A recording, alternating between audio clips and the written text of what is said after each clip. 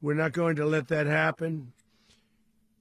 We're there now, and what people don't understand, but they understand as I say this, we're there now, but we're going to stay until such time as the proper transition can take place. So we're going to stay until such time as we're going to run it, essentially, until such time as a proper transition can take place. As everyone knows, the oil business in Venezuela has been a bust, a total bust, for a long period of time. They were pumping almost nothing by comparison to what they could have been pumping and what could have taken place. We're going to have our very large United States oil companies, the biggest anywhere in the world, go in, spend billions of dollars, fix the badly broken infrastructure, the oil infrastructure, and start making money for the country.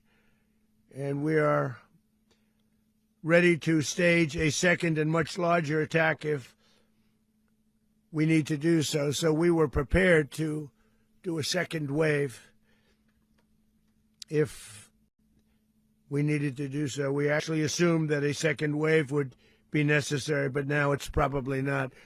The first wave, if you'd like to call it that, the first attack was so successful, we probably don't have to do a second, but we're prepared to do a second wave, a much bigger wave, actually.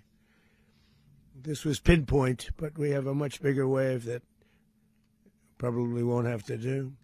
This partnership of Venezuela with the United States of America, a country that everybody wants to be involved with because of what we were able to do and accomplish, will make the people of Venezuela rich, independent, and safe. And it will also make the many, many people from Venezuela that are living in the United States extremely happy. They suffered. They suffered. So much was taken from them. They're not going to suffer anymore. The illegitimate dictator Maduro was the kingpin of a vast criminal network responsible for trafficking colossal amounts of deadly and illicit drugs into the United States. As alleged in the indictment, he personally oversaw the vicious cartel known as Cartel de las Solas, which flooded our nation with lethal poison, responsible for the deaths of countless Americans, the many, many Americans. Hundreds of thousands over the years of Americans died because of him. Maduro and his wife will soon face the full might of American justice and stand trial on American soil. Right now, they're on a ship. They'll be heading to, ultimately, New York, and then a decision will be made, I assume, between New York and Miami or Florida. But we have people where the overwhelming evidence of their crimes will be presented in a court of law. And I've seen it. I've seen what we have. It's both horrible and breathtaking that something like this could have been allowed to take place. For many years after his term as president of Venezuela expired, Maduro remained in power and waged a ceaseless campaign of violence, terror, and subversion against the United States of America, threatening not only our people, but the stability of the entire region. And you all saw it. In addition to trafficking gigantic amounts of illegal drugs that inflicted untold suffering and human destruction all over the country, all over, in particular, the United States, Maduro sent savage and murderous gangs, including the bloodthirsty prison gang Tren de Aragua, to terrorize American communities nationwide. And he did indeed. They were in Colorado. They took over apartment complexes. They cut the fingers off people if they called police. They were brutal, but they're not so brutal now.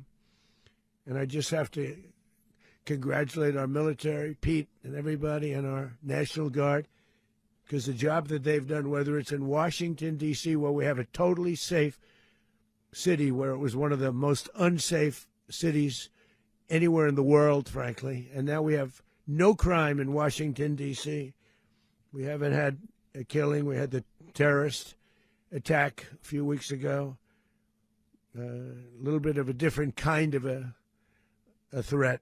But we haven't had a killing in a long period of time, 6-7 months. We used to have two, on average, 2 a week in Washington, our capital. We don't have that anymore.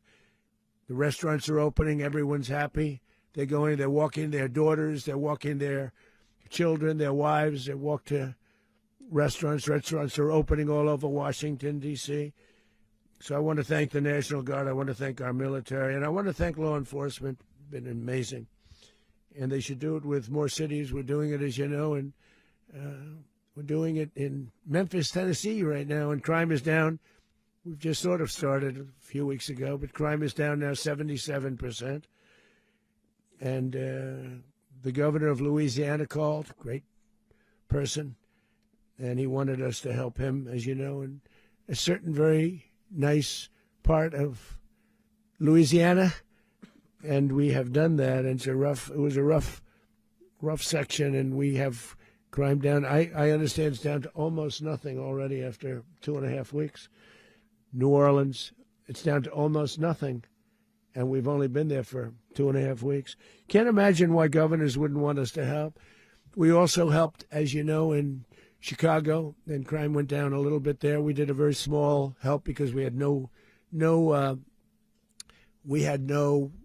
working ability with the governor. The governor was a disaster, and the mayor was a disaster. But it knocked down crime. But we're pulling out of there. When they need us, we'll know. You'll know. You'll be writing about it. And likewise, Los Angeles, where we saved Los Angeles early on, where the head of the police department made a statement that if the federal government didn't come in, we would have lost Los Angeles. That's long after the fires. That's when they had the riots in Los Angeles. We did a great job. Got no credit for it whatsoever, but that's okay. It doesn't matter. We don't need the credit. But we'll be pulling out when they need us. They'll call, or we'll go back if we have to. We'll go back. But we did a great job in various cities.